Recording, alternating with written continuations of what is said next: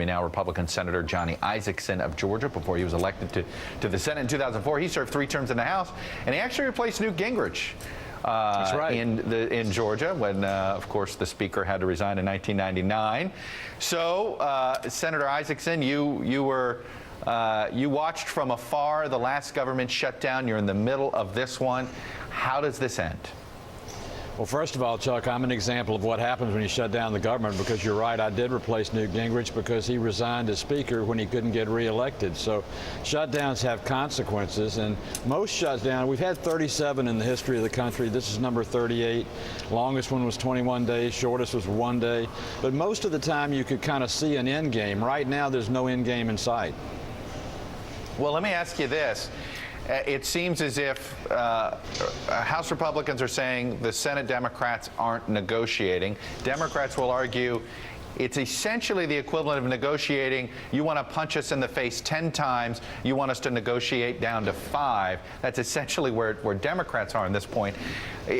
How did we get to this place? I'm guessing you're not somebody who thought shutting down the government over the health care law was an appropriate way to go.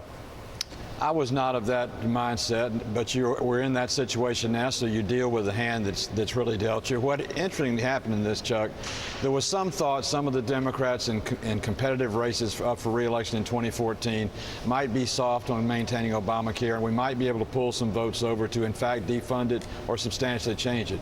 That didn't happen. The vote in the Democratic Party and the Senate is monolithic. That's why you have this irresistible force, an immovable object, and I don't quite frankly see it changing. The Democrats have taken a number of votes where if they were going to change, they would have demonstrated it. They haven't, so we've got to change the debate.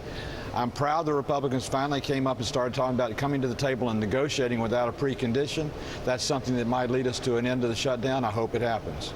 Well, how is it not a precondition? There is a precondition.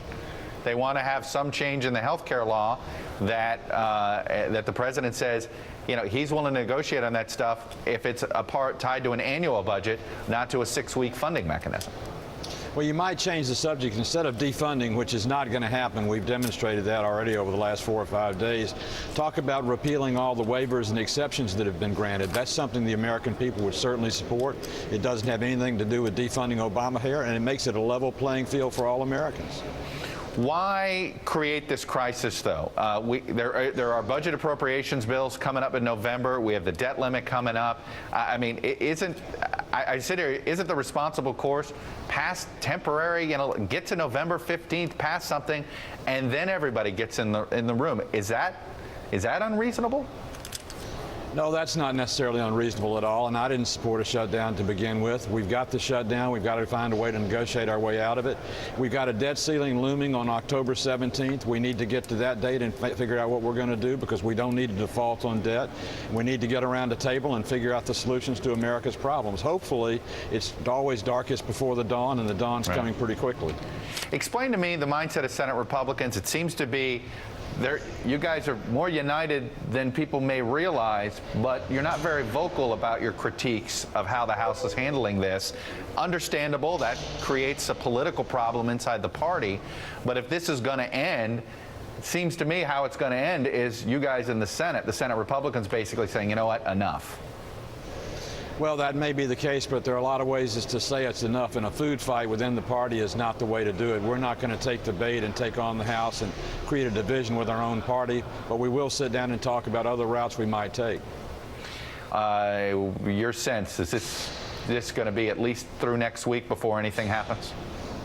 You know, I hate to make a prediction like that. I really believe it won't go as long as a lot of people are thinking, because the pressure is going to ratchet up back home. I have children, I have grandchildren, we have people that are affected. That effect is going to be greater and greater as paychecks don't come in the next 2 weeks. It may happen sooner than you think. I need to ask you this very, very quickly, and because this is what a lot of government workers are the most nervous about, the ones that have been furloughed. Are you going to be in favor of retroactively making sure these people get paid? They shouldn't be injured. It wasn't their fault that we shut down. All right.